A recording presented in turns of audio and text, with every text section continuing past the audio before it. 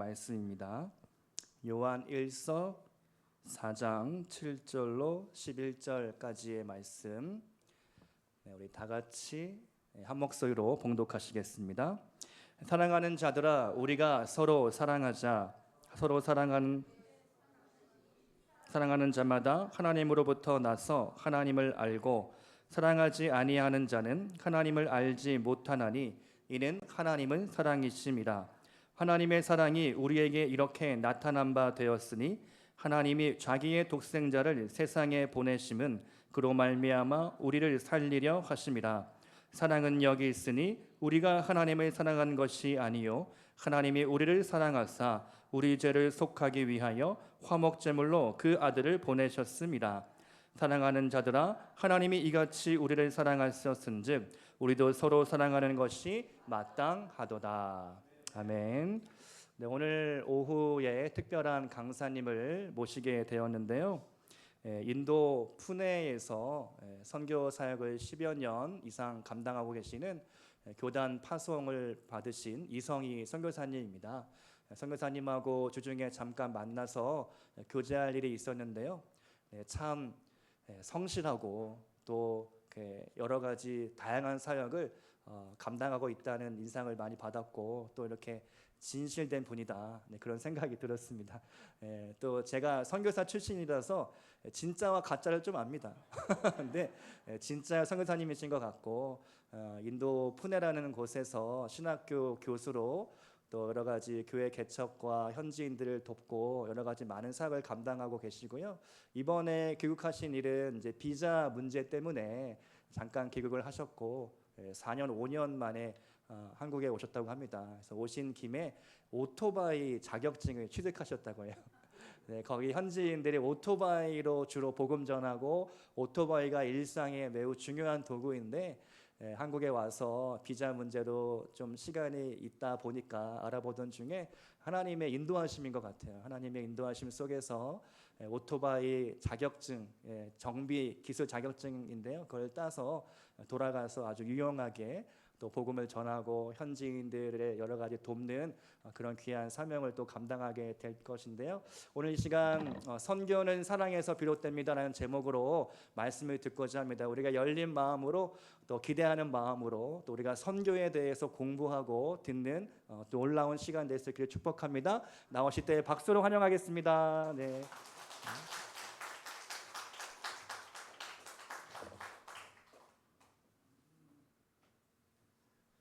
할렐루야. 우리 담임 목사님으로부터 진짜라는 응답을 받아서 인정을 받아서 너무 기분이 좋습니다. 사실 이 교회에 오고 싶었어요. 어떤 교회일까 궁금도 했었고, 원로 목사이신 유재성 목사님과 또 함께 또 사역을 또 열심히 한 기억도 있고, 그래서 정말 궁금했습니다. 또 잠실에 있잖아요. 강남 잠실 아무나 올 수 없는 이런 곳에 참 궁금했는데, 와서 우리 목사님 또 교제하고 또 오늘 또 식사하면서 우리 장로님 또 얘기도 듣고 이런 것을 볼 때 작지만 상당히 참 큰 교회다, 이건 진심입니다. 네, 여기 오기 전에 저도 이제 우리 목사님의 설교를 한번 들어봤어요. 그러니까 목사님도 은혜가 넘치고 또 찬양에 기름 부음이 있고, 그리고 또 여기에 버팀목 되시는 우리 원로 장로님 또 간증도 제가 들어서 제가 선교지 가서 설교의 자료로 삼겠습니다 라고 할 정도로 삶이 예배가 되고 예배가 삶이 되는 이 교회 모토와 같이 늘 경영하는 일선에서 그것을 또 실천하시는 크리스찬의 그 경영인의 모습을 봤을 때 참 너무 감사하다, 이런 생각을 갖게 되었습니다. 그래서 오늘 제가 이제 어떤 사역을 하는지 여러분 궁금하시죠? 아까 잠깐 말씀하셨는데, 인도에서 저는 이런 사역을 합니다, 또 이런 열매를 맺었습니다 라고 하는 보고를 좀 드리고요. 그 다음에 이제 제가 늘 선교에 대해서 묵상했던 그 말씀을 여러분과 함께 나누도록 그렇게 하겠습니다. 아멘. 자, 여기 화면을 좀 띄워주시고요. 선교는 사랑에서 시작됩니다.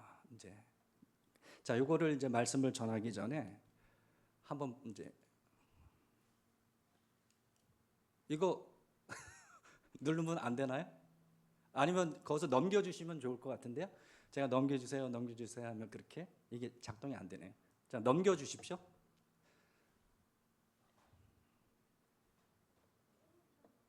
예? 아, 시간이 예. 자, 여기 호수가 있습니다. 아름다운 호수입니다. 아름답죠? 제가 있는 뿌네에서 약 1시간 정도 떨어진 곳에 이렇게 크고 아름다운 그런 호수가 있습니다. 이름은 파나 호수. 거기에 저는 이제 아내와 함께 이제 선교지에 있다 보면은 영적으로 지칠 때가 있어요. 왜냐하면 계속 나눠줘야 되니까 공급을 못 받잖아요. 그리고 답답하고 그럴 때가 있어요. 그러면 제 아내 보고 타라. 왜냐하면 인도는 오토바이 문화거든요. 저도 그래서 오토바이를 한국에서는 타지를 않았는데 인도 가서 이제 타기 시작을 해서 이제는 완전 마니아가 되었습니다. 그래서 아내하고 오토바이를 타서 이 호수에 가서 멍 때리고 있어요. 여러분, 저 인도에는 저 유명한 차가 있어요. 짜이라고 그래요. 그러니까 홍차하고 우유하고 이렇게 섞어서 끓인 그거 이렇게 마시면서 아무 얘기도 안 해요. 그냥 호수만 바라보고 있으면 그냥 막혀진 것이 이렇게 힐링이 되는 이제 그런 곳입니다. 자, 자, 여기 보면 저 인도 중부 쪽에 보면 데칸 고원이라고 하는 큰 고원이 형성되어 있어요. 이걸 영어로 플레투라고 하는데 여러분 고원은 정상이 이렇게 평평하게 돼 있어요. 한국은 왜 이렇게 뾰족하잖아요, 산이. 근데 인도는 플레투가 많아서 올라가면은 아주 넓어요. 근데 거기서 밑을 내려다보면 아주 그 밸리, 계곡들이 쫙 이렇게 펼쳐져 있어요.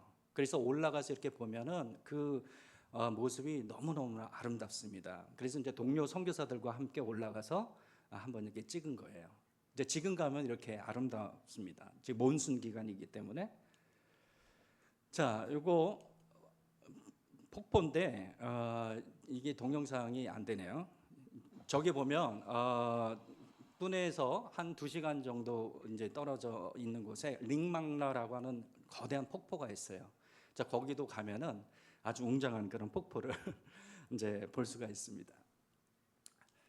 자, 제가 이것을 먼저 얘기한 의도가 있어요. 얘기한 의도가 있는데 여러분 인도 하면은 첫 번째로 떠오르는 이미지가 뭡니까? 예? 소, 또 맞아요. 너무너무 많아요. 길거리 가면 소 천지입니다. 또 어떤 교회 갔더니 카레. 카레도 맞아요. 아주 커리라고 얘기하는데 아주 지겹도록 먹습니다.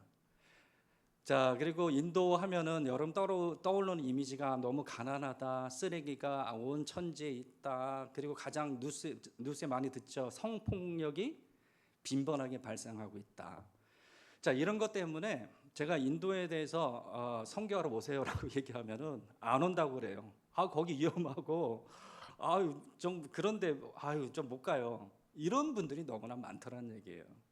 근데 가만히 보면 여기 화면에도 보시다시피 인도에도 하나님께서 창조하신 너무나 아름다운 자연도 있다라고 하는 것을 저는 먼저 보여드리고 싶었어요.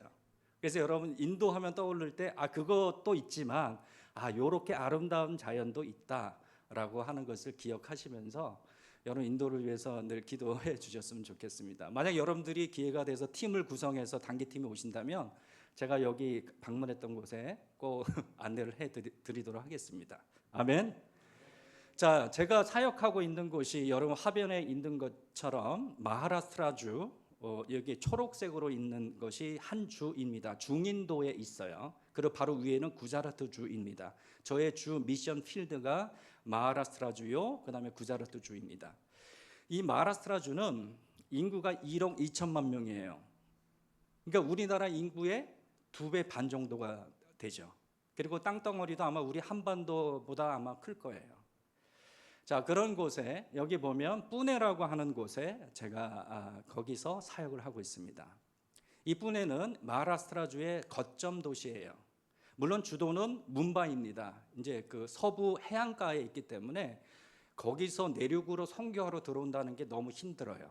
근데 이 뿌네는 내륙에 있기 때문에 동서남북으로 얼마든지 선교하러 갈 수가 있기 때문에 많은 선교사님들이 이제 뿌네에 거주하고, 또 여기가 한 700 고지가 되다 보니까 많은 그 한국 기업인들이 여기 들어와 있습니다. 자, 거기서 제가 어떤 사역을 하고 있냐면요, 신학교 사역을 하고 있습니다. 자, 뭄바이에 보면 신학교가 있고요. 그다음에 아까 위에 구자라트에도 구자라트 신학교가 있습니다. 그리고 저기 먼 첸나이라고 하는 곳에 마드라스 신학교가 있는데, 이 신학교들은 ECI 교단에 소속된 지방 신학교들입니다. 그러니까 이반젤리컬 처치 오브 인디아라고 하는 교단. 이 교단을 우리는 인도 성결 교단이라고 불러요.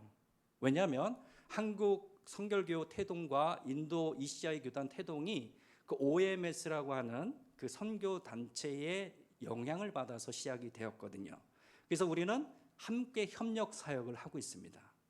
그래서 이 신학교들은 바로 ECI 교단에 소속된 지방 신학교들이에요. 그러니까 ECI 교단에는 메인 신학교가 3개가 있고요. 잉글리시 미디엄으로 교육을 시키고요. 그다음에 10개의 지방 신학교가 있어요. 지방 신학교는 각 주에 있기 때문에 공용어로 가르칩니다.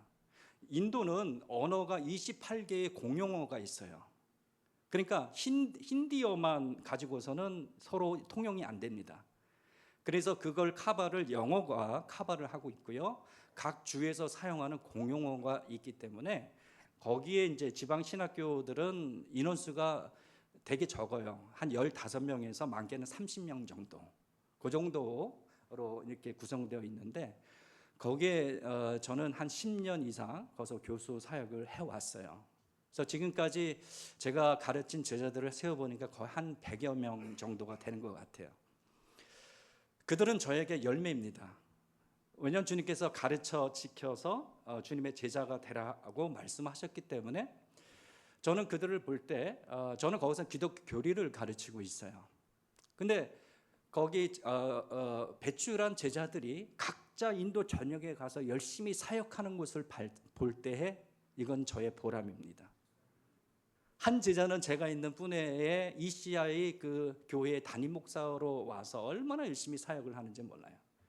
또 다른 제자는 또 뭄바이에 있는 또 교회에서 또 담임 목사로 열심히 또 사역을 하고 있고, 어떤 여자 제자는 또 사모가 되어가지고 독립교단인데 거기서 또 열심히 또 사역을 하고 있고, 또 어떤 제자는 저 먼 그 오리사의 또 어린이 선교 단체의 간사로서 또 열심히 또 사역을 하고 있고, 또 어떤 제자는 난 좀 더 공부를 더 해야 되겠습니다. 그래서 신학교 좀 상위 레벨의 THM 과정으로 나는 이제 교수가 되겠습니다라고 하는 그런 제자들을 볼 때에 저는 부족하지만 어쨌든 그렇게 각자 인도 전역에 흩어져서 열심히 복음을 증거하는 그들을 볼 때마다 저는 얼마나 보람이 되는지 몰라요.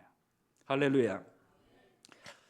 그래서 여러분 여기 보면 여기 이제 신학교의 모습이에요. 여기 앞에는 이제 교수진들이고요, 뒤에는 학생들이고, 이 강의실은 한 교회의 교육관이에요. 되게 적어요. 그리고 졸업식의 모습이고, 그 다음에 이제 졸업식, 그 다음에 뭐 또 학생들의 모습인데, 여기 밑에 보면 교수진들인데 어때요? 되게 인자하죠?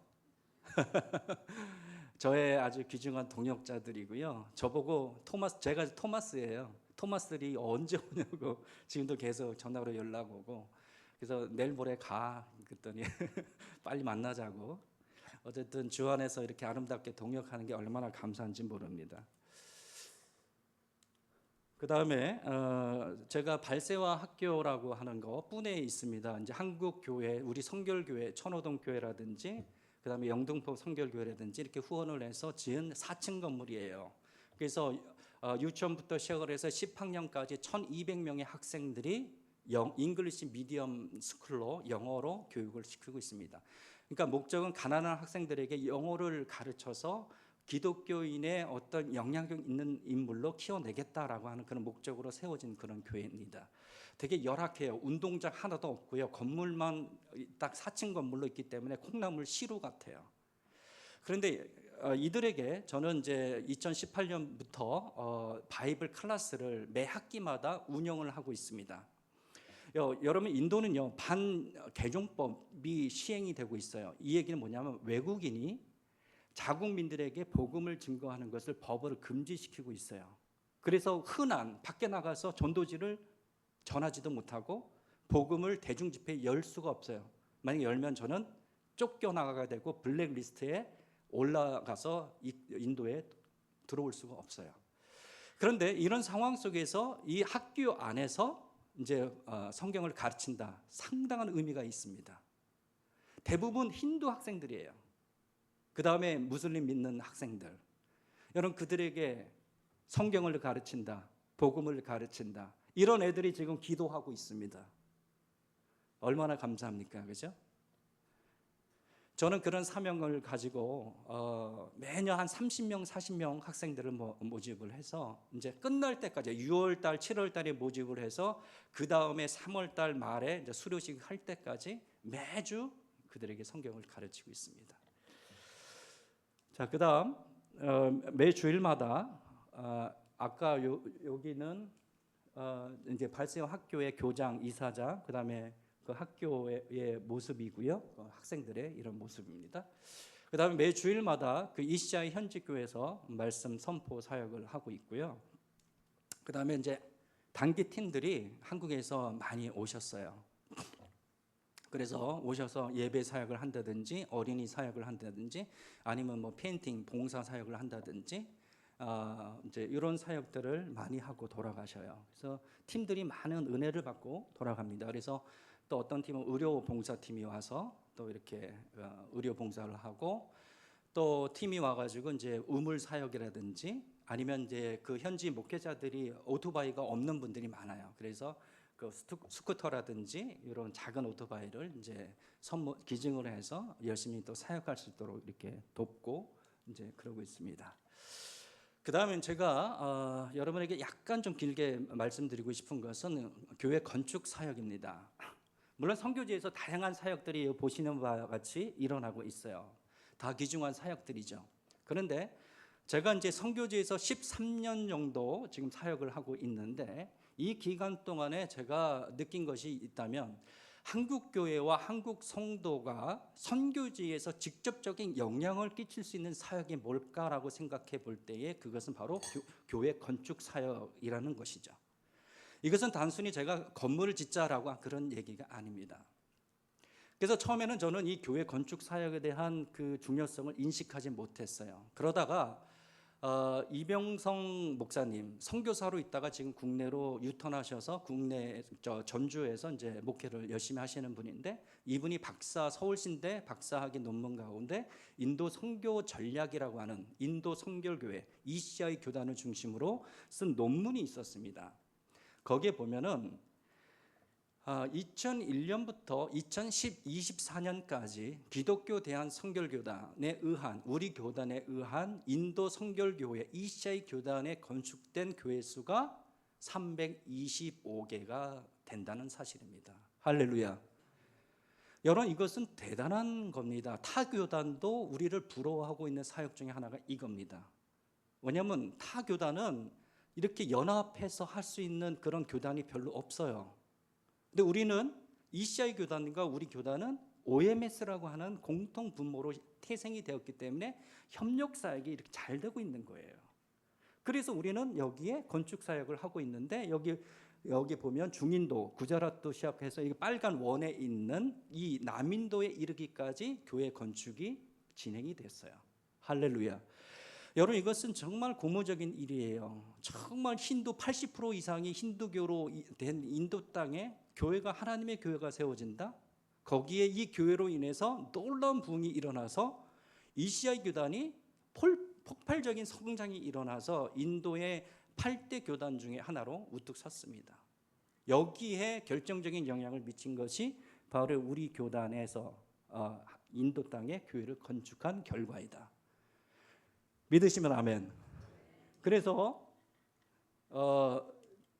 저도 하나님의 은혜로 교회 건축 사역을 해왔고 진행 중에 있고 저는 현재까지 17개의 교회를 건축했습니다.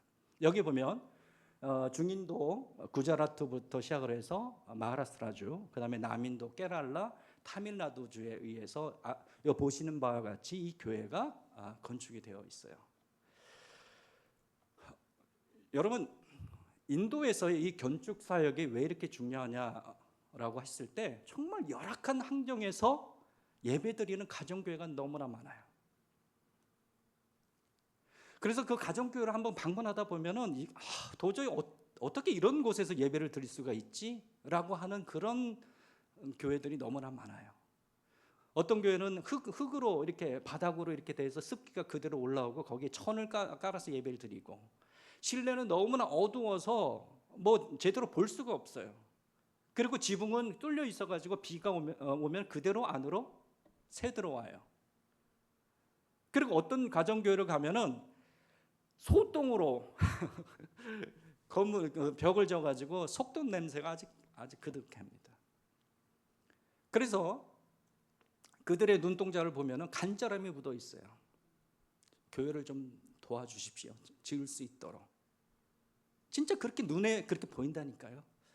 그래서 그렇게 간절함이 있는 그들에게 교회를 지어졌을 때에 그들이 얼마나 뜨겁게 찬양을 하나님 앞에 드리고 기도하고 방언 이러고 성령의 뜨거운 역사가 일어나는지 몰라요. 제가 하나의 간증을 드린다면 이 모티처 교회가 있습니다. 한국에서 지원으로 교회가 건축이 되었고 한국에서 팀이 와서 봉헌식을 마치고 돌아갔어요. 저는 교회를 건축하고 난 이후에 늘 방문을 지속적으로 합니다. 왜냐하면 건축 이후에 어떤 결과가 일어난지를 저는 확인을 해야 되기 때문에. 그래서 봉헌식하고 한 2개월인가 3개월 후에 재방문을 했어요.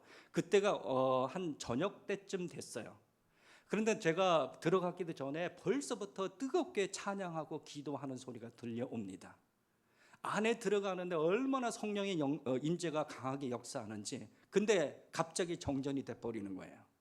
인도는 정전이 너무나 흔해요. 그럼 우리 같으면 막 당황하고 그러는데 이 사람들은 뭐 더 뜨겁게 찬양하고 더 뜨겁게 방언으로 기도하고, 그 가운데 어떤 성도가 또 입신하는 그런 어떤 영적인 현상들이 나타나고 그 안에서 뜨겁게 교제가 일어나고 라고 하는 걸 봤을 때 이들에게 있어서 교회는 단순히 건물을 지어주는 그런 의미가 아니구나 라고 하는 것을 뼈저리게 느끼게 되었습니다. 여러분, 교회를 건축하면은요 그 교회가 마중물이 되어서 그 지역에 놀라운 부흥이 일어나게 되는 것을 저는 확인했습니다. 한 가지 예를 든다면 제가 구자라트 주 모디 총리가 나온 주입니다. 아주 강성 힌두 지역 중에 하나예요. 모디 총리 아시죠? 지금 아주 강성한 아주 힌두 급진 전당에 소속된 총리예요. 그래서 지금 선교사들이 많이 쫓겨나고 있어요. 아주 선교 사역하기 너무너무 힘듭니다. 그 사람이 주지사가 있었던 주가 구자라트 주예요.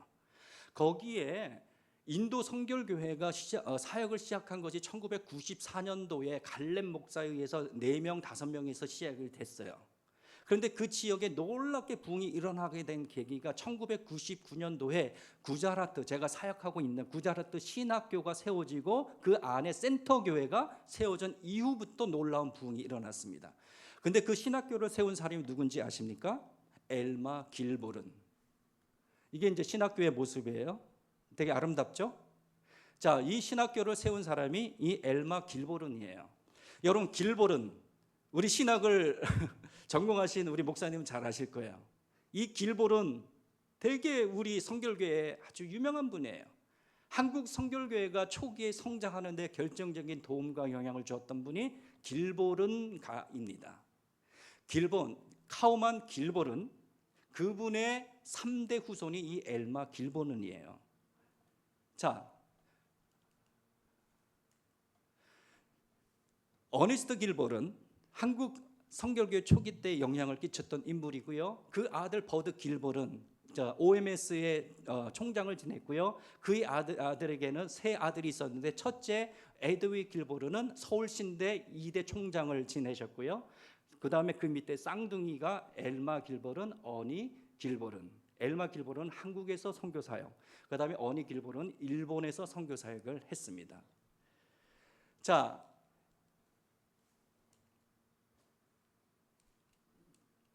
이 엘마 길보르니 1956년에서 1986년 동안 한국에서 OMS 선교사로 30년간 사역을 하고 은퇴를 합니다. 1986년도에. 그런 다음에 그의 눈의 시선을 어디로 향하게 되냐면 인도로 향합니다. 그래서 인도로 와서 사역을 시작을 했는데, 이 아까 구자라트 신학교를 세운 분이 이분인데 1999년도에 그의 나이 80세가 되던 해에 이 신학교를 세우게 된 거예요. 그랬을 때에 놀라운 결과가 나타나게 되었는데요. 그 교회로 인해서, 신학교가로 인해서 구자라트 주 안에 87교회가 세워지게 되었고요. 그 힌두 강성 지역에 5,000명 이상의 교인들이 주께로 돌아오는 놀라운 역사가 일어나게 되었습니다. 할렐루야. 그래서 매년 크리스마스가 되면은요, 이 구자라트 신학교 센터교회에 모여서 이 80교회 모든 교인들이 모여가지고 준비한 예수 그리스도의 오심을 축하하는 찬양과 그런 댄스를 함께 연합해서 서로 그렇게 나누고 있습니다. 그리고 함께 나누고 난 후에 식사를 해요. 구자라트 신학교 운동장이 되게 커요. 거기에 가마솥 4개를 걸어놓고 거기서 이제 밥을 다 해가지고 거기서 밥을 같이 해먹는 거예요. 저는 그걸 보면서 가나 혼인잔치가 바로 여기구나라고 하는 그런 생각이 들었습니다. 이게 구자라트 신학교의 모습이고요. 신학교 안에서 여자 성도님들 세미나도 일어나고, 그다음에 이제 87교회 교인들이 크리스마스 이브 때 모여서 찬양하고, 그래서 수천 명이 이렇게 모여서 같이 하나님께 영광 돌리고 식사하고, 저는 거기 초대받아서 말씀을 증거하고, 이런 놀라운 역사가 일어나게 되었습니다. 여러분, 교회는 하나님께서 이 땅 가운데 세우신 공동체임을 믿습니다. 여러분 믿습니까? 세우신 목적은 교회만이 우리를 천국으로 인도하는 유일한 곳이기 때문에 그렇습니다. 물론 교회 자체가 인도하는 것은 아니죠. 교회의 머리가 되고 중심이 되신 예수 그리스도를 통해서 우리는 천국으로 인도하는 거예요. 근데 그 예수 그리스도에 대해 복음을 듣고 그분의 제자가 되기 위해서 훈련을 받고, 그다음에 그 교회 안에 놀라운 성령의 역사와 교제가 일어나는 곳이 바로 어디입니까? 교회인 줄로 믿습니다. 그렇기 때문에 이 교회가 우리 가운데 없다라고 한다면 우리는 그냥 죄 가운데 살다 죄 가운데 죽을 수밖에 없기 때문입니다. 저는 이런 것을 보면서 이 교회의 인도 구석구석에 교회가 건축되기를 저는 소망하고 있습니다. 그래서 이 교회를 통해 인도 땅에, 에베소서 3장 6절 한번 읽어볼까요? 시작. 이는 이방인들이 복음으로 말미암아 그리스도 예수 안에서 함께 상속자가 되고 함께 지체가 되고 함께 약속에 참여하는 자가 됨이라. 할렐루야. 인도 땅에 주님의 몸된 교회가 세워짐으로 인하여, 그 교회를 통하여 복음이 증거됨으로 인하여 그 복음으로 말미암아 모든 인도의 영혼들이 그리스도 예수 안에서 우리와 함께 상속자가 되고 함께 지체 형제 자매가 되고 함께 하나님의 나라를 소망하는 그런 약속에 참여하는 그날이 오기를 주님의 이름으로 소망합니다. 저는 이 일에 여러분들이 주인공 되기를 소망합니다. 저희 한국의 교회에 왔을 때 여기 한국 어느 성도와 함께 대화를 나눴는데, 저는 한국 문화를 충격받은 것이 있었어요. 그게 뭐냐면 애완견 수술비가 1,000만에서 3,000만 원이라는 소식을 듣고 저는 뒤로 까무러치는 줄 알았어요. 이게 사실입니까? 그랬더니 사실이라는 거예요. 아니, 물론 애완견 중요하죠. 하지만 성경에 우리 강아지가 예수 믿고 구원받았다는 얘기가 없잖아요. 우리 고양이가 예수 그리스도의 보혈의 피로 죄 씻음 받아서 하나님 백성이 되었다는 얘기가 없잖아요. 왜냐하면 이 금액이면 교회가 건축이 되기 때문에 그래요. 하나님 주신 축복과 이 물질을 과연 우리는 어디에 써야 하늘의 상급을 쌓는 일이 될까라고 했을 때에 우리는 이 축복을 만약 여기에 쓰는 것보다는 영혼을 구원하는 일에 쓰어진다면 그것이 올바른 성도의 모습이 아닌가, 저는 그런 생각을 해보게 되는 것이죠. 여러분 인도 성결교회는 우리와 협력이 되어서 교회가 건축이 되어진다고 했을 때 인도 교회는 땅을 기증을 합니다. 그리고 우리는 건물만 지어져요. 그리고 교단 그 교회의 재산 소유는 이시아의 교단에 소속되기 때문에 어떠한 사심이나 문제가 터질 이유가 없습니다. 자, 그다음에 화면 보시면 이게 이제 교회의 가정 교회로 시작을 해서 그다음에 이제 현대적인 교회가 이루어지고 봉헌식한 제가 건축한 교회들의 몇 교회의 모습입니다. 예, 예, 이런 교회들이 자 이렇게 이제 봉헌식 하고 그런 모습입니다.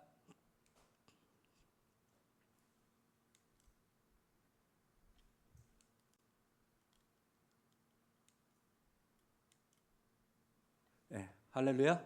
자, 그다음에 이거는 제가 아까 목사님이 소개해 주셨는데 이걸 시작하려고 하는 계기가 있어요. 제가 인디아 투 빌러 미션이라고 ITWM 선교회를 한번 믿음으로 그렇게 한번 조직을 한번 해봤습니다. 왜냐하면 인도 사역자들이 오토바이를 타고 전도하고 신방하러 가는데 제대로 정비를 안 해서 낭떠러지기에서 떨어져 죽은 사역자가 있었어요. 그 한 가정이 완전히 풍지박산이 됐죠.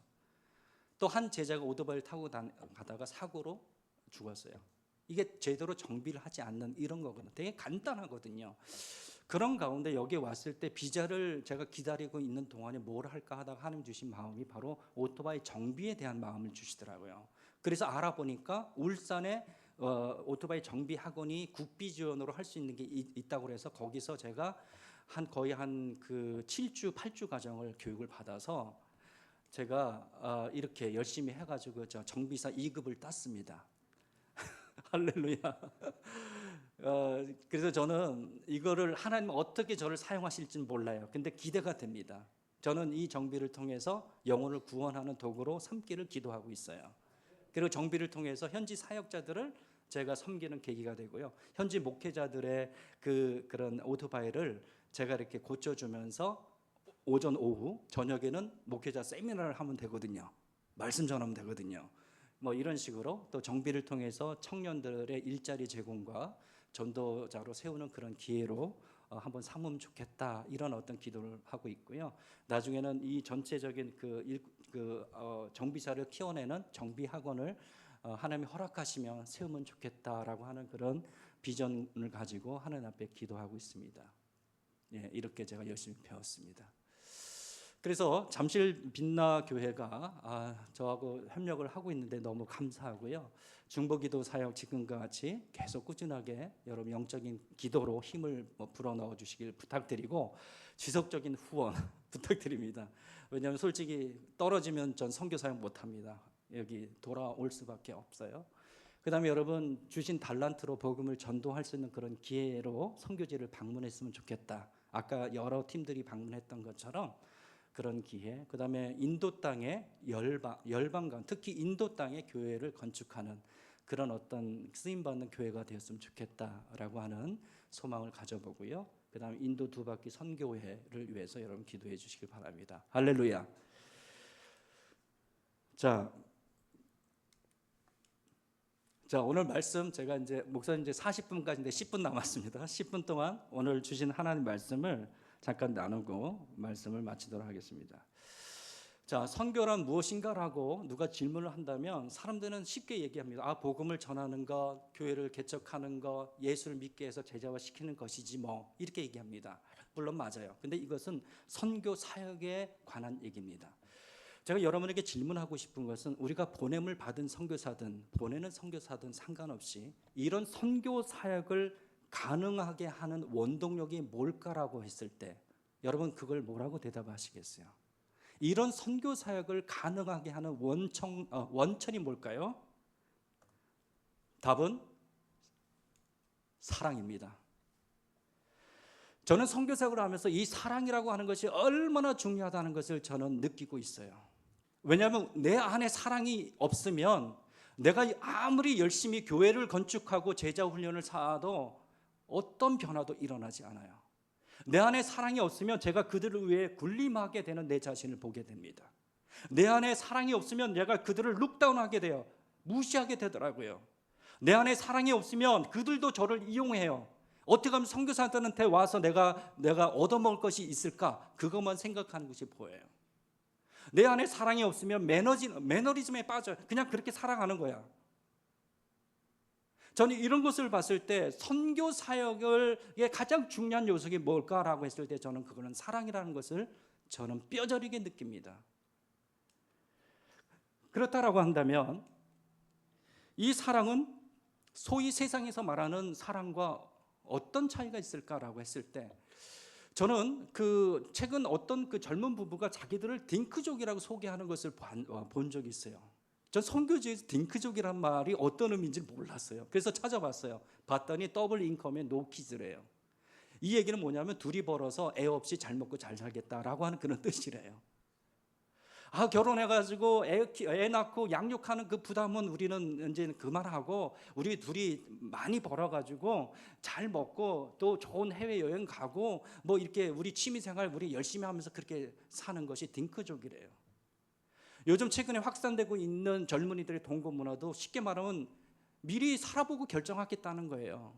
결혼해서 힘들게 이렇게 하기보다는 미리 살아보고 너가 나하고 맞는지 한번 보겠다라고 하는 그런 거예요. 여러분 거기에 대해서 여러분 어떻게 생각을 하십니까? 여러분 이것이 정말 진정한 사랑이라고 말할 수 있을까요? 여러분 이들의 사랑은 진정한 사랑이 아닙니다. 이들의 사랑은 자신만을 위한 사랑, 원하는 것을 얻기 위한 사랑, 나를 중심에 둔 사랑이에요. 왜냐하면 진정한 사랑은 반드시 뭐가 들어가야 되냐면 희생과 섬김이 들어가야 하는 줄 믿습니다. 진정한 사랑은 희생과 섬김을 통해서 타인을 밝게 비추는 것, 그것이 진정한 사랑인 것이에요. 물론 결혼하고 애 낳고 양육하는 거 힘들고 버거워요. 그러나 그런 과정을 통해서 우리는 한 단계 성숙을 하게 되고 보람을 느끼게 되는 거 아니겠습니까? 여러분 믿으시면 아멘.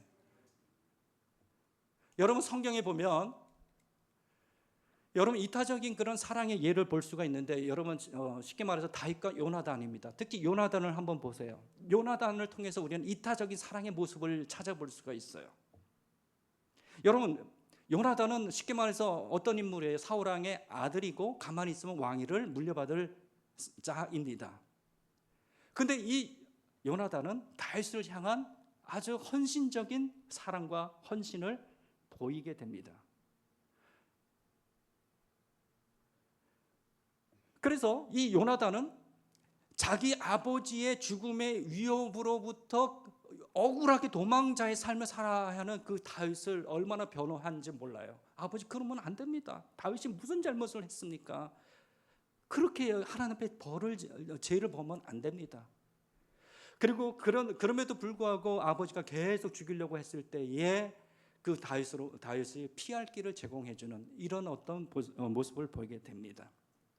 여러분 요즘 시대의 가치로 보면은 왕이 가만히 있으면 왕이 될 신분이잖아요. 그러니까 굳이 아버지 뜻을 배반할 이유가 없어요. 그럼에도 불구하고 다윗을 향한 끝까지 그의 사랑과 헌신을 보여주게 됩니다.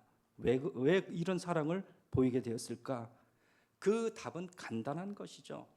요나단은 그 누구보다도 어떤 것보다도 하나님을 사랑했기 때문에 그래요. 누구보다도 그 어떤 것보다도 하나님을 사랑했기 때문에 하나님이 선택한 다윗에 대해서 최선을 다할 수가 있었던 거예요. 다윗을 지키는 것이 하나님의 뜻을 지키는 것으로 확신했기 때문에 이런 확신이 다윗을 향한 진정한 사랑과 헌신으로 나타나게 된 줄로 믿습니다. 이런 어떤 하나님을 사랑하는 그 마음이 있었기 때문에 결과적으로 하나님의 구원의 그 물줄기가 다윗을 살려줌으로 인해서 예수 그리스도의 그 구원자로 오신 그 하나님의 구원의 물줄기가 다윗의 가문으로 오게 하는데 주인공으로 쓰임을 받게 되었다라고 하는 것이죠. 여러분 이런 점에서 저는 로잔 대회라고 있어요. 로잔 대회가 뭐냐면 세계적인 복음주의 운동의 선교 운동을 이끌어가는 중요한 대회가 로잔 대회입니다. 2010년도에 3차 로잔 대회가 남아공에서 열렸는데 거기에 하나님의 선교에 대한 정의를 이렇게 내렸어요. 저는 이것을 늘 가슴에 외우고 세우고 있습니다. 여러분 성교 한번 읽어볼까요? 시작. 성교는 하나님의 본성에서 유래한다. 하나님의 성교는 하나님의 사랑에서 흘러나온다. 하나님의 백성의 성교는 하나님을 향한, 그리고 하나님이 사랑하시는 모든 이를 향한 사랑에서 흘러나온다. 세계복음화는 하나님의 사랑이 우리를 향해, 그리고 우리를 통해 흘러나온 결과다. 자, 여기 보면 성교는 하나님 아버지의 마음에서 시작이 된다라고 얘기하고 있습니다. 그렇다면 하나님의 마음이 뭐죠? 여러분 잘 아는 요한복음 3장 16절에 뭐예요? 하나님이 이 세상을 이처럼 사랑하셨으니 이는 누구든지 저를 믿는 자마다 멸망치 않고 영생을 얻게 하려 함이라. 하나님께서 모든 온 세상을 사랑하사 모든 이들이 멸망치 않고 구원에 이르기를 원하신다는 이 하나님 아버지의 마음에서 무엇이 시작된다고요? 선교가 시작이 된다라고 하는 거예요. 화면 띄워주세요. 죄송합니다. 제가 흥분했습니다. 죄송합니다. 그래서 이 하나님 백성의 선교는 어떻게 이루어지는가? 이런 하나님을 향한, 그리고 하나님이 사랑하시는 모든 이들을 향한 사랑에서 하나님 백성의 선교는 시작이 된다. 그래서 세계 복음화는 어떻게 이루어지는가? 하나님의 사랑이 우리를 향해서, 그리고 우리를 통해서 흘러나온 결과로 세계 복음화는 이루어진다라고 그렇게 정의를 내리고 있습니다. 할렐루야. 그래서 오늘 읽었던 이 말씀이 중요한 거예요. 사랑하는 자들아, 우리가 서로 사랑하자. 사랑은 하나님께 속한 것이니 사랑하는 자마다 하나님으로부터 나서 하나님을 안다. 사랑하지 아니하는 자 하나님을 알지 못한다. 하나님의 사랑이 어떻게 나타난 바 되었는가? 예수 그리스도를 통해서 우리에게 나타난 바 되었다. 예수 그리스도를 믿을 때에 온 세상이 하나님의 자녀가 된다. 할렐루야. 그렇기 때문에 사랑하는 자들아, 우리도 이같이 하나님께서 사랑하셨은즉 우리도 서로 사랑하는 것이 마땅하도다. 할렐루야. 시편 145편 8절에서 9절 다 같이 시작. 여호와는 은혜로우시며 긍휼이 많으시며 노하기를 더디하시며 인자하심이 크시도다. 여호와께서 모든 것을 천대하시며 그 지으신 모든 것에 긍휼을 베푸시는도다. 할렐루야. 하나님은 은혜로우시고 긍휼이 많으신 분이시다. 그는 노하기를 더디하시고 인자하심이 크신 분이시다. 모든 것을 선대하시고 지으신 모든 우주 만물 모든 생명들에게 긍휼을 베푸신 하나님입니다. 이 하나님의 사랑, 이 온 열방을 긍휼히 여기시는 하나님 마음에 우리가 깊이 깨달을 때에 자발적인 순종이 일어나는 거예요. 하지 말라고 해도 전도하러 나가게 되는 거예요. 그 힘든 선교지에서, 외롭고 힘든 선교지에서 묵묵하게 그 길을 걸어갈 수가 있는 거예요. 그래서 이 하나님의 사랑이 이렇게 중요한 거예요. 그래서 성경은 하나님의 사랑을 깊이 바라봐야 감당할 수가 있습니다. 누구처럼? 요나단처럼 하나님 마음을 알고 그분을 뜨겁게 사랑해야 죽기까지 상대방을 사랑할 수 있고 끝까지 선교의 사명을 감당할 수 있게 되는 것입니다. 자신만을 위한 사랑, 원하는 것을 얻기 위한 사랑, 나를 중심에 둔 사랑, 결코 하나님의 뜻을 이룰 수가 없습니다. 사람은 변합니다. 그러나 하나님은 변하지 않으신 줄로 믿습니다. 하나님은 그 변함없는 사랑을 통해서 어제나 오늘이나 영원토록 당신의 위대한 일들을 이루어 나가시는 줄로 믿습니다. 저는 여러분 여태까지 들어보지 못한 두 인물을 소개하고 진정한 사랑을 인도 땅 가운데 펼친 두 여인을 여러분에게 소개하고 오늘 말씀을 마치겠습니다.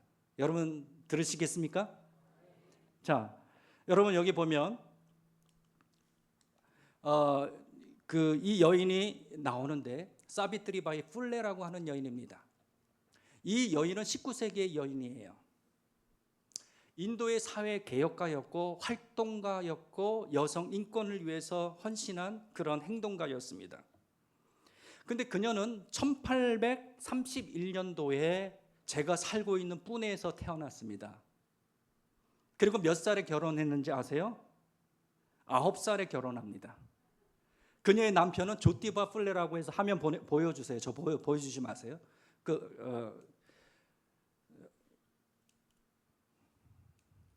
네. 그녀의 남편은 조티바 풀레라고 해서 13살이에요. 그러니까 조혼을 했다는 거예요. 그 당시의 풍습이 조혼이 아주 유행했거든요. 근데 이 여인이 결혼할 당시에는 1차 무식쟁이였어요. 읽고 쓸 줄도 모르는 여인이었어요.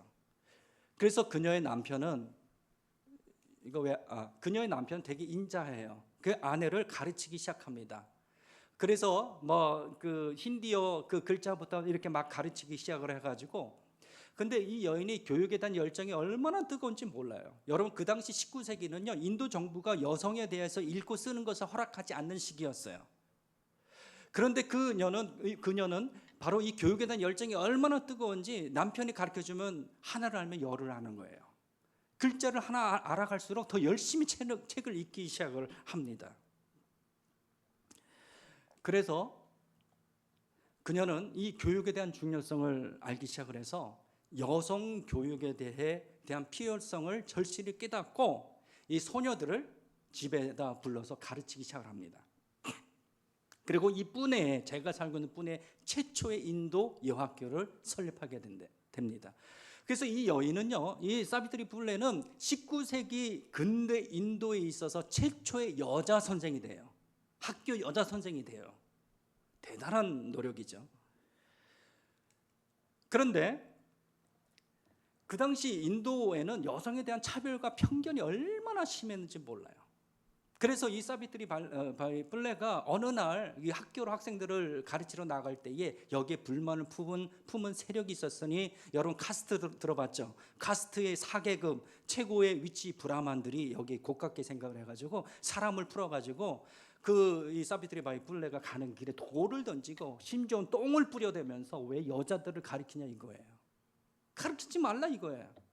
그런데 여기에 절대 굴하지 않고 오히려 당당하게 얘기를 합니다.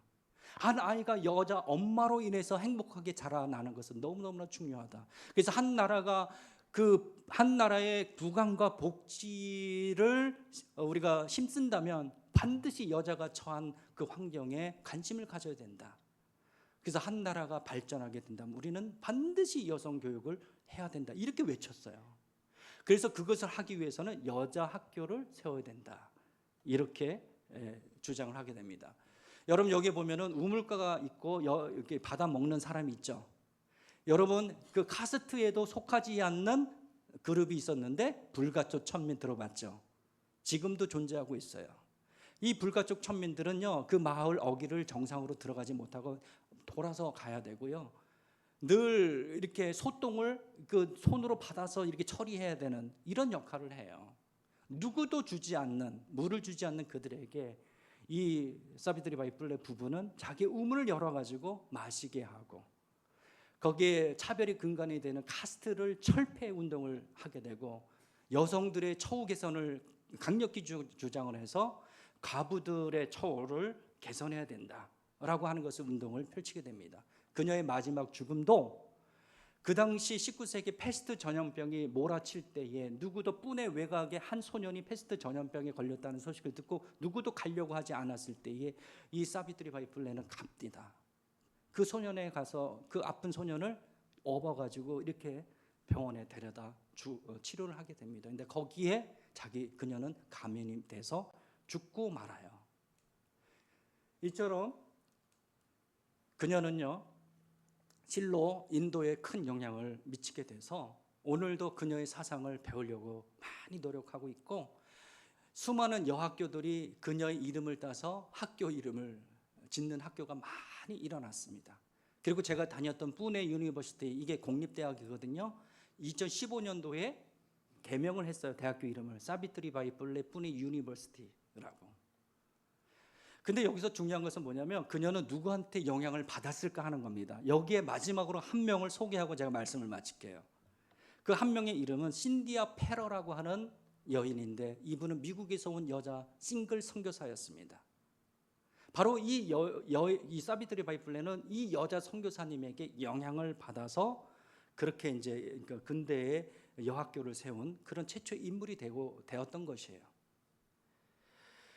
여러분, 이 선교사님은요, 제가 뿌네에 있는 3시간 떨어진 아메드 나가르에 와서 평생 거기서 헌신하다가 거기서 이제 죽게 되거든요. 근데 이 여인이 처음에 어디에 왔냐면 문바이에 와서 이제 시작을 합니다. 거기서 이제 여학교를 세워서 가르치기 시작하는데 거기도 막 엄청난 반대에 부딪혀요. 왜 여자들 가르치냐? 그런데도 강하게 여자들을 학교에 등록시키고 그렇게 교육을 시키고, 그래서 이제 그 아메드 나가르로 이동을 해서 거기서 평생 이제 학교를 세우고 여학생, 특히 여학생들을 가르치고 거기에 이제 거기서 순직을 하게 됩니다. 저는 그거 보면서 질문을 안 할 수가 없는 거죠. 왜 이 선교사는 여기에 와서 순직 죽어야만 했을까? 답은 뭐예요? 하나님의 사랑을 증거하고 싶어서, 예수 그리스도의 사랑, 예수 그리스도 복음을 증거하고 싶어서. 이 여인 또한 하나님을 뜨겁게 사랑해서 열방을 긍휼히 여기시는 하나님의 마음을 너무나 잘 알고 있었기 때문에 거기에 말없이 순종해서 이 땅 가운데 오게 된 거고, 힘들어도 아무도 환영해 주지 않는 이곳에 와서 자기의 자리를 지키면서 선교의 사명을 감당하다가 하나님의 곁으로 간 줄로 믿습니다. 아까 그 여인은 나 사진을 찾아보려고 너무나 노력했지만 사진을 찾을 수가 없었어. 묘비만 나오더라고요. 저는 그걸 보면서 이름도 없이 빛도 없이 하나님 앞에 헌신하다가 죽게 간 여인이구나 라고 하는 감동이 밀려왔습니다. 여기에 사비트리 바이가 이 여자 선교사님 운영하는 여학교에 등록을 해서 학교 선생이 되겠다고 와서 훈련을 받은 거예요. 여기에 와서 성경을 배우고 그리스도의 사랑을 배우게 되고 복음 구원에 대해서 듣게 돼요. 왜 안 되죠? 여기 와서. 자, 이제 말씀을 마칩니다. 우리도 이 두 여성의 삶처럼 인도인을 뜨겁게 사랑하고 영적인 무지를 깨우치고 진리를 가르칠 수 있는 참 선생이 되었으면 좋겠습니다.